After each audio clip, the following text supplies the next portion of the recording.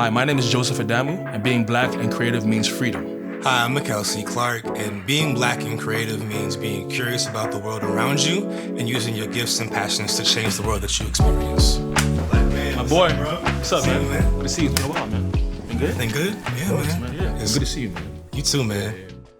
Can you share a pivotal moment in your childhood where you found your passion for creativity?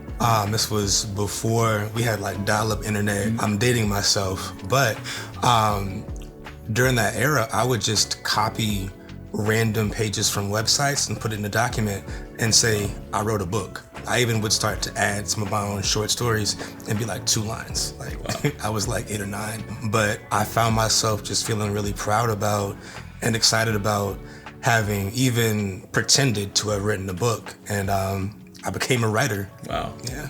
Something about those like innocent moments always leads to something bigger. And I think the innocence is what sort of shapes those, the potential for creativity. Yeah, like before all these expectations got imposed upon you, what was your interest? What was your passion? It was in elementary school. I was part of a dance team.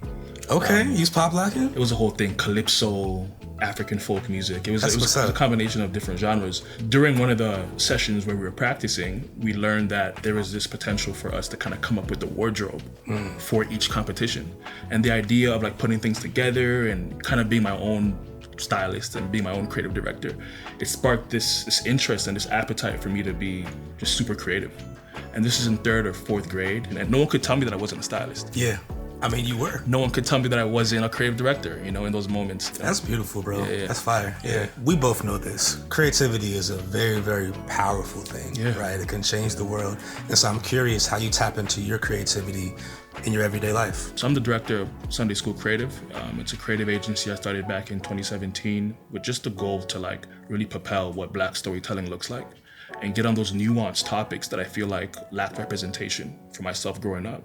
And as I got older, I was like, man, how could I find ways to tell these stories and make sure that the productions behind these stories are led by us? I spend a few hours every week just like giving ideas to the journal and just flushing out ideas that come to mind. I love that. That's a beautiful mission.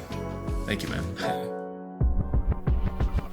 So with all the wisdom you've gained over time, I wanted to know what does creative courage look like to you? I think that creative courage is allowing yourself to fail often, to fail in public, to fail at different things. Some folks, with all due respect, they get established and they stop changing the game. Yeah. They find their formula, they plug and play, and they run with it. But I think that creative courage is about saying, I can be 15 years deep and I can have a new rookie season. I think for me, something I'm still kind of like working through every day, I think creative courage is allowing that creative discomfort. People will have opinions.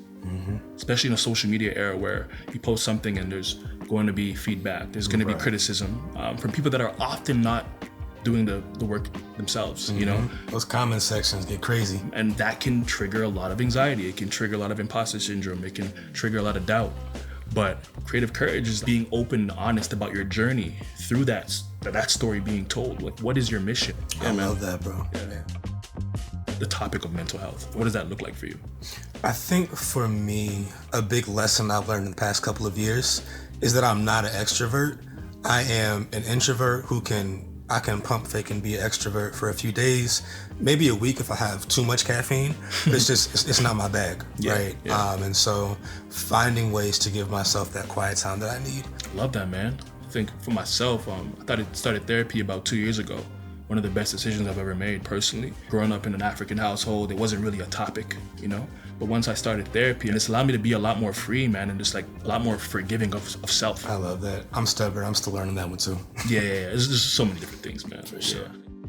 I'm glad that we're doing this. I've always respected what you've done.